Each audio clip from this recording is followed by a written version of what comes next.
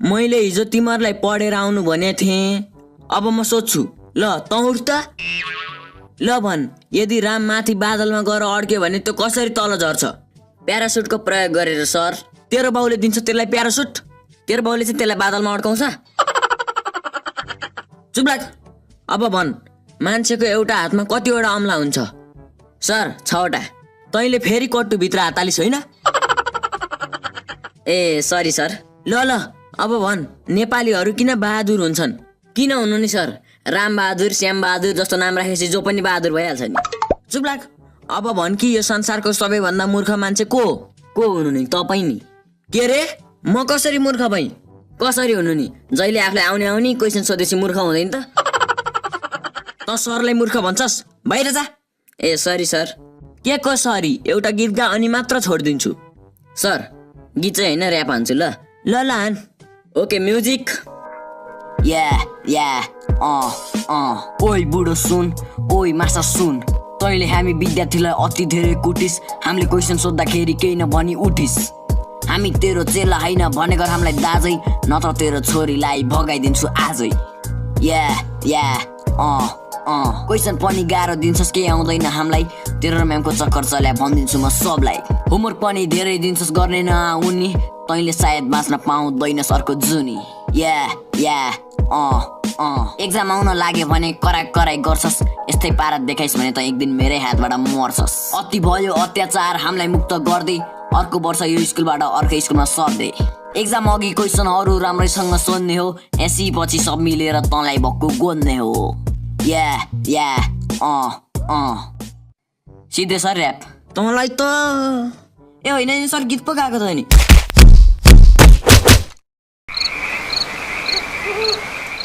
होइन यो प्रिन्सिपल सरलाई आज के भन्छ? बोल्दैन नि त। मदेखि रिसाए कि के हो? सर के भयो? हामीलाई मिटिङमा त बोलाउनु भयो, तर तपाईँ केही बोल्नुहुन्न त। म हेरिरहेको छु कि तपाईँको छोरो तपाईँको अगाडि नहल्लिकन कति बेरसम्म बस्न सक्छ। हुन त चाकचिला रहेछ सर, तर केही छैन, यत्तिकै बस्छु।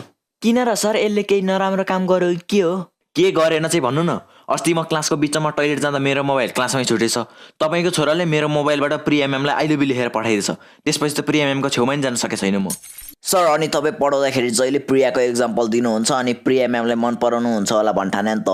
प्रिया मेरो छोरीको पनि नाम हो। ए त्यसो भए त मैले पो मेसेज हान्नु पर्ने रहेछ है।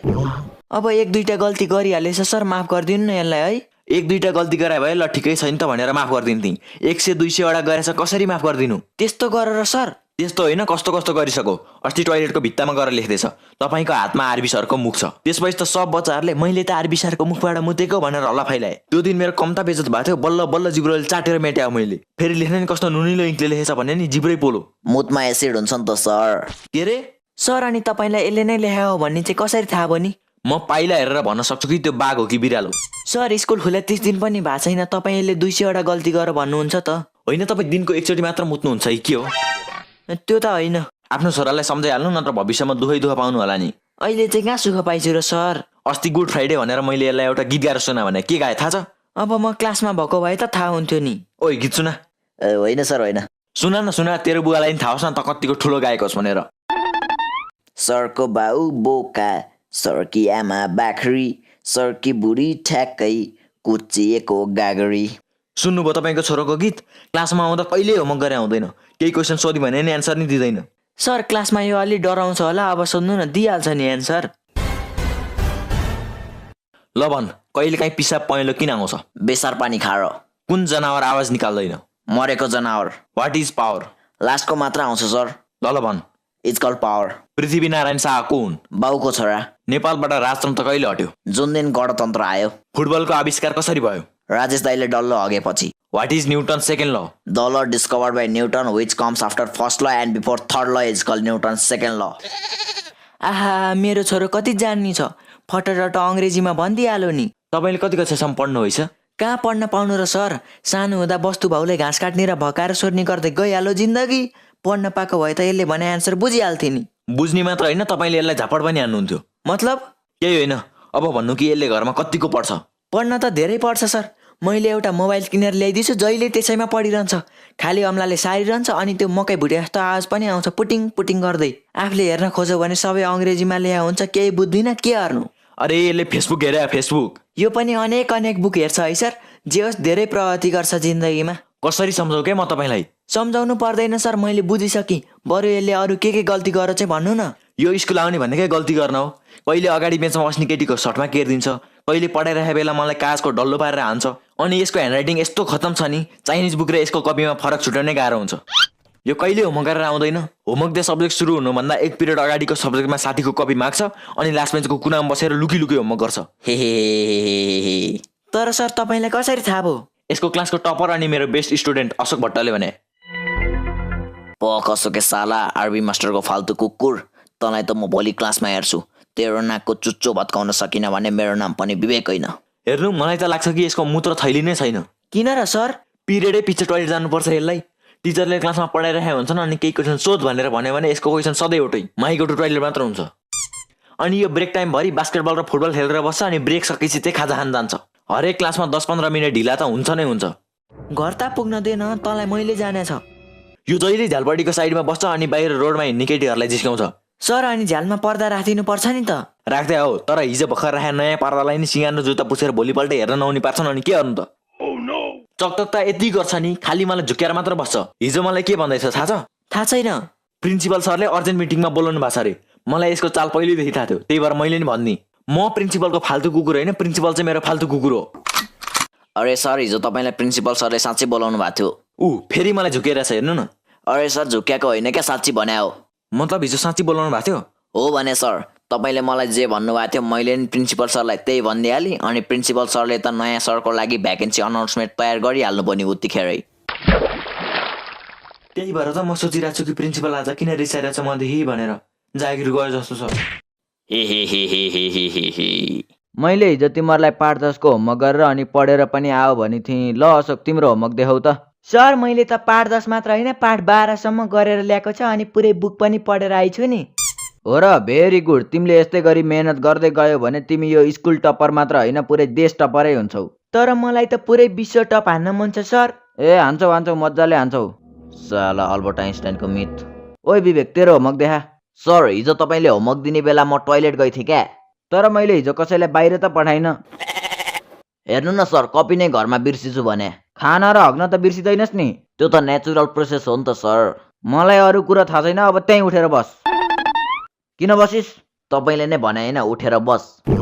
उठिराख। ल, अरू सबैले होमवर्क गरेकै हौ ल भन्ठाना छु। अब अर्को पाठ पढौँ है त। सर, यो त भेदभाव भइहाल्यो नि। के का भेदभाव? ल, कसले होमवर्क गरे छैन हात उठाउ त। सर, मान्नुहोस् कि कसैले मेरो पेन चोर्यो। अब तपाईँले क्लासमा आएर कसले यसको पेन चोर्या छ हात उठा भनेर पेन चोर पत्ता लाग्छ। भर्ता बोल्ने होइन, चुप लाएर उठिराख। साला तालु बुढो। के भनिस्? केही होइन सर, पढाउनु। ल, आज हामी पढ्छौँ कविताको बारेमा। त्यो कसैले नचिन्ने केटीको बारेमा चाहिँ किन पढ्नु? कविता भने पोएमका पोएम। ल पढाउनु। ल अशोक, एउटा कविता वाचन गर त। मेरो कविताको शीर्षक छ पानी। पानीले हाम्रो प्यास मेटाउँछ। वाह वाह वाह वाह। पानीले हाम्रो प्यास मेटाउँछ, बलेको आगो पनि पानीले नै निभाउँछ। वाह, अति सुन्दर। थुक्क, यसको भन्दा राम्रो कविता त मै भनिदिन्छु। ल भन्न त भन्। मेरो कविताको शीर्षक छ तालुमा आलु। हाम्रो नेपाली सरको कपाल छैन, त्यसैले सबले भन्छन् यसलाई तालु। वाह वाह भन्न। हा वाह वाह वाह। हाम्रो नेपाली सरको कपाल छैन, त्यसैले सबले भन्छन् यसलाई तालु। त्यो तालुमा ढुङ्गा हान्यो भने निस्किन्छ त्यो भन्दा नि ठुलो आलु। पख, तँलाई त म प्रिन्सिपललाई नभनी कहाँ छोड्छु र? किन र सर, मैले त्यस्तो खतरा कविता भनिर? अरे हो, आफूलाई लक्ष्मी प्रसाद सम्झिने लोहादे प्रसाद। राइमिङ मात्र मिलाएर कोही कवि बन्दैन, बुझिस्? बुझी। भोलि तिमीहरूको प्र्याक्टिकल मार्क्स दिइन्छ। सबजना स्कुलमा प्रेजेन्ट हुने नि। 1 जना बराबर 25 मार्क्स आउँछ है। सर, त्यसो भए म मेरो टोलका 3 जना थप केटाहरू ल्याउँछु। म शुद्ध 4 जना भइहाल्छ। मलाई त 100 मार्क्स आउँछ होला नि, होइन? नाम भने विवेक, तर यसको विवेक कुन दुलोमा छ थाहा छैन। ल, अब म तिमीहरूलाई शब्द अर्थ सोध्छु है त। ल अशोक, भन त। सर, उठौँ। पर्दैन बाबु, पर्दैन। तिम्रो खुट्टा दुख्ला, फेरि पढ्ने मान्छे जात दिने बेला केही भइहाल्यो भने त हाम्रो त नाकै काटिन्छ नि। बसेरै भन्दा हुन्छ। हस् सर, हस्। ल, म शब्द भन्छु, तिमी अर्थ भन है। नित्यकर्म, दिनदिनै गरिने काम, अविस्मरणीय, बिर्सन नमिल्ने, संकीर्णता, साँघुरो विचार। ल भयो, तिमीलाई सब आउँदो रहेछ। घोकन्ते साला।